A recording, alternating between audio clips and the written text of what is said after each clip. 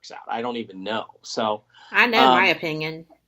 yeah. And I So, mean, generally our opinions are not that far apart. When I read you, when I watch your YouTube, when I was listening to you speak, I was, as I said, the structures on the moon blew me away. hmm Was not aware of hmm that. But yeah, I think my favorite line that you had was when we were at Alien Con and you were on a panel and you said, "I'm the only guy here that's not at least a PhD." hmm you know, and you led. I mean, you led through that. They were brilliant men. You were all brilliant men, but you led through that discussion. Everything through there was interesting, hmm and you don't suffer for not having it. Well, no, and I mean, one of the first things I learned when I went to work for Boeing when I was a teenager is that intelligence and education are two completely different things. Yes, And yes, they just are. because you're educated doesn't make you intelligent. And it means you know how to do book learning and memorization, and you know how to take tests and things like that. So there are a lot of people that I've met and worked with that were brilliant engineers and Hmm. scientists that Yes, had a lot of education, and ones that were equally brilliant, if not more so, that had very little education. And it's really just a question of your mindset. And in fact, I think education can be it can really constrict your um, your knowledge growth, because it teaches you to fit into a certain paradigm or a certain yes, structure, as opposed to just being able to, move forward. Two examples would be Einstein versus Tesla. Tesla was far more innovative than Einstein because he was less constricted, because he wasn't locked into the mathematics of it. So the structure, it's structure can be very helpful to give you a foundation, but if you get locked into that structure, that structural way of thinking, it's only going to really end up binding you in the end. it So does. the world needs us both. You know, when when we were doing some discussions again this summer, I just really enjoyed this so much, and that's one of the reasons that I've really annoyed you until you came on the show. Okay, but I think that one of the things that was my favorite takeaway from all, and I attended a lot of conferences this year. I was trying to grow a Mm-hmm. business and trying to, you know, get this thing rolling. I think that I learned the most with the discussions away from the podiums, the discussions away from the stages. Yeah. And, because people, when you have a script, when you have a set time frame that you're going to be discussing this information and you get locked in, that's the structure relevant to an education.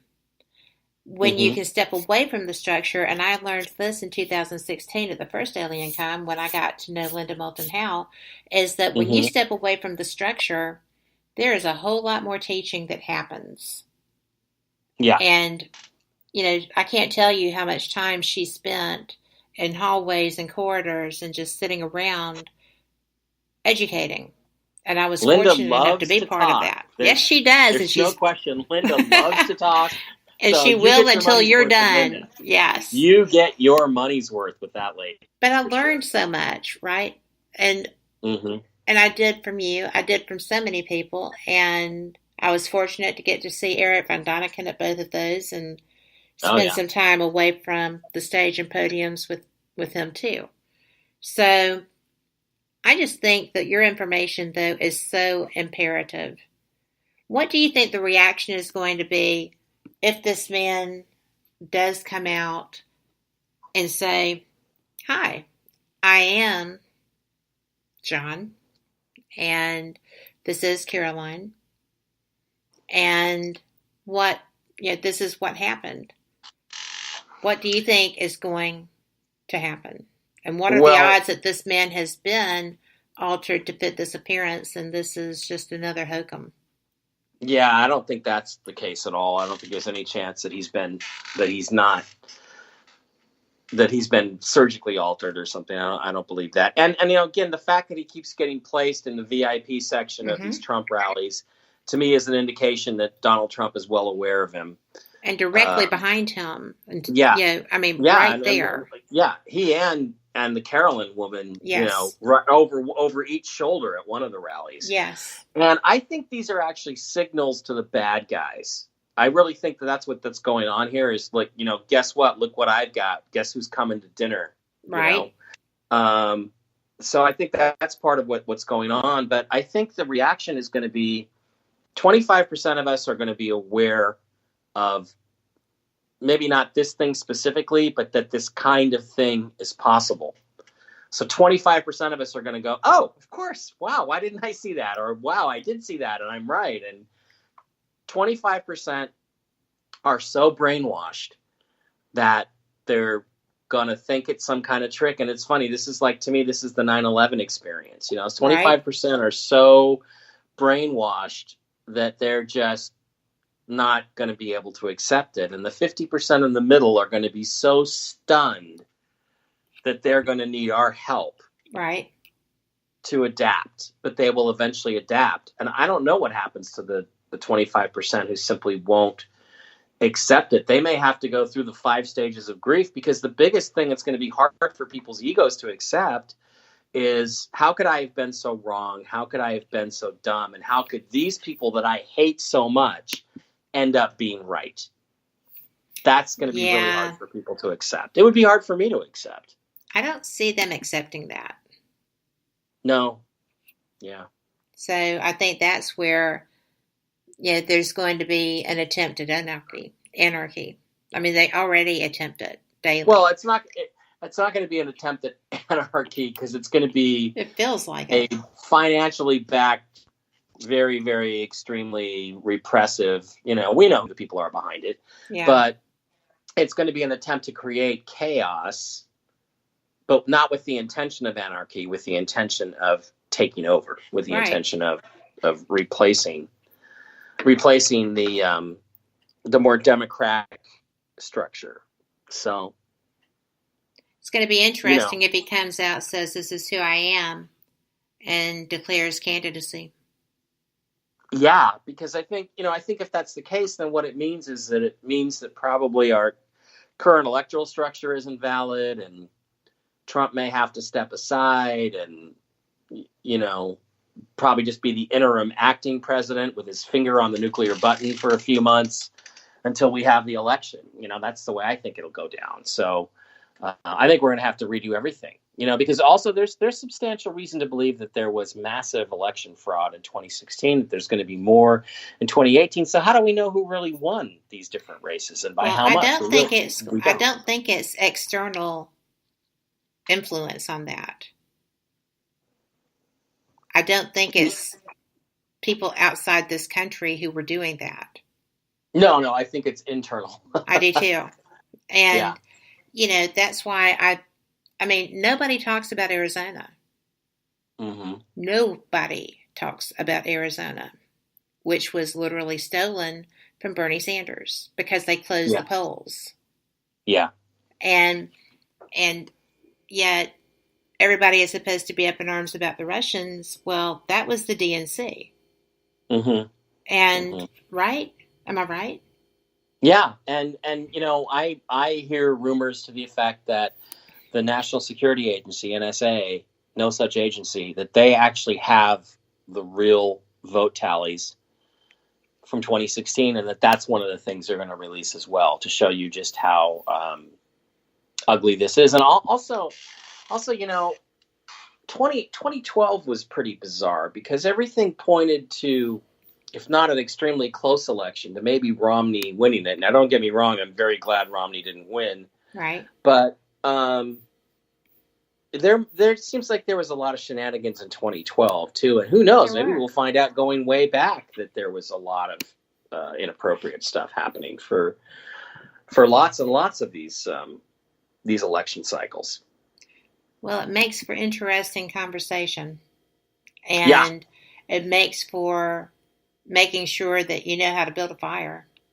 Well, I mean, it's a good idea, and you have plenty of supplies, and you have some food. I mean, just in case, and And I mean, I don't think they're going to allow things to be out of hand for too long, but there may be 2-3 weeks there at least where you may have to be sort of independent for a while, and the stores may not be quite as full as you'd like them. So, Well, I have a house in a hurricane area, so I'm used to at least 72 being on me. mm-hmm. So that's been ingrained in our brain. But it's just, you sit there and you look at this stuff and you worry for your children. I have grandchildren, and it's just like, oh, these Mm-hmm. growing pains are going to be such a bear. Yeah, But I will say that the majority of people I know are prepared. And it yeah, doesn't matter what side of the fence they're on, they're prepared. yeah, and remember, it's this is just part. It's painful. Like I had to have my gallbladder out about 6 months ago, I and remember that. It wasn't much fun, but the bottom line is, it's just something you have to go through. It's like going to the dentist. Think of it like that. Okay, we have to go to the dentist for 3 weeks, and come out. But gosh, when this is over, we're all going to feel so much better. So that's the way I try to look at it. Yeah, I think so too. And I'm all about being a republic. People don't understand the difference there. And when I just say, okay, I used to get so frustrated here. Oh, well, the Constitution is a living document. Well, no, it's really not. There are procedures in place to change that. And if you can't get up the votes to change it, just go sit back down. It's not, you don't just change things. It is not, absolutely not a living document. And, come back and try again when you have a better argument, right? Right. Yeah. So it's funny. And people wonder why I enjoy this stuff. And, I like knowledge. In this particular scenario, knowledge really is power and survival. Mm-hmm. And you can't keep putting your head in a bucket. So no, you got to face reality sometimes. Yeah. Well, I like that you are so outspoken, and I like that you bring information to the fore, and I like that you joined me tonight. Well, I'm very happy to have done so, and maybe we can do it again in December or something, and if any of this stuff actually happens. I think that would be fun, just to kind of do if we have power back by then and stuff.